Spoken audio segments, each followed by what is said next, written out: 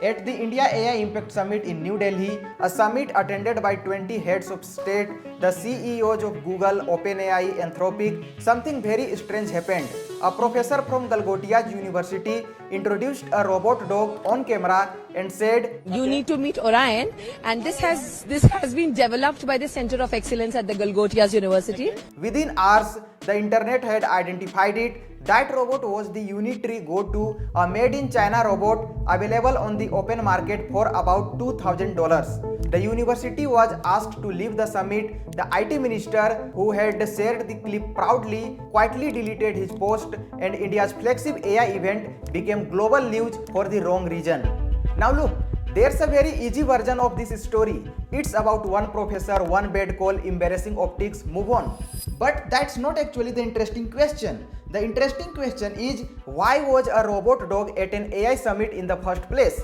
When we think about AI, we think ChatGPT, we think Gemini, text on a screen, a chatbot that writes your emails, generates images and videos. That's the mental image we have locked onto. But there's a completely different direction AI is going. One that doesn't live on a screen at all, and the robot dog is the most visible symbol of it. The technical term is embodied intelligence.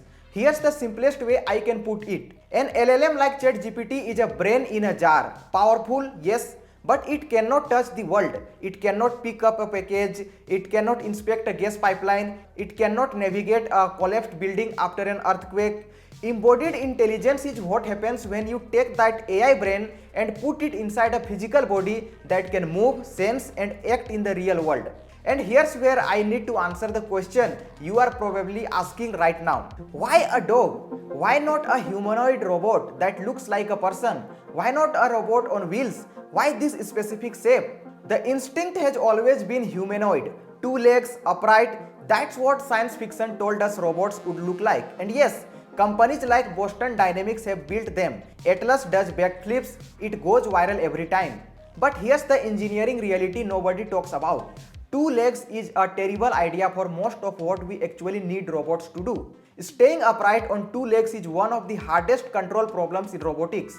Your brain is running extraordinary real-time calculations every second just to keep you from falling. When you try to replicate that in a machine, on rubble, on slopes, in a flooded corridor, it fails constantly. You have seen the bloopers. 4 legs is a completely different story.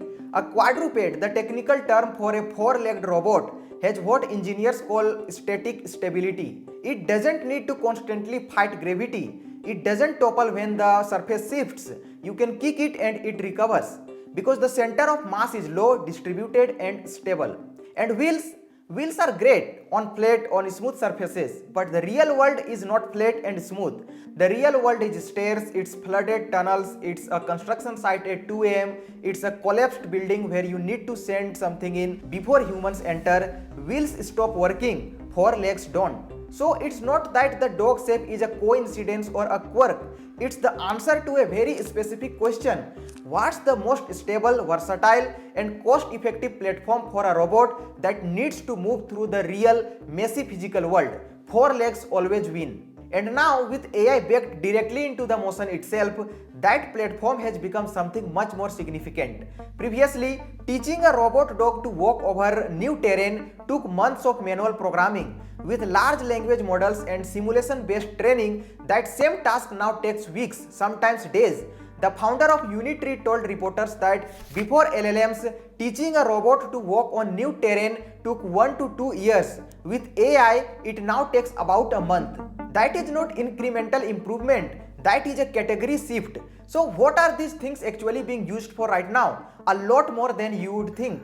Boston Dynamics Spot, the original robot dog, the yellow one that went viral, has been deployed in oil and gas facilities for remote inspection, on construction sites and by police departments for reconnaissance. In Ukraine, British security firm Brit Alliance purchased Unitree Go-To robots, the exact same model that ended up at our AI summit, weaponized them with thermal cameras and deployed them on the front line to scout inside buildings where drones couldn't reach.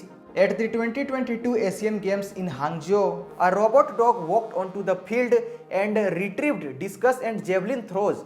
That was a Unitree robot. Semi-Analysis, an independent research company specializing in semiconductor and AI industries, called quadruped robots the most advanced general-purpose robots today. Not humanoids, not factory arms, but the robot dog. Now, here's where China and the US come in, because this is not just a technology story, it's a geopolitical one. Boston Dynamics, the American pioneer, charges around $75,000 for Spot. Unitree, the Chinese challenger, sells a comparable robot dog starting at $1,600. That 46x price difference is not a detail. That's the whole story of China's strategy in robotics. Make it cheap enough that it floods every university lab, every small factory, every research institution in the world. Which is exactly why a professor at Galgotias University had won.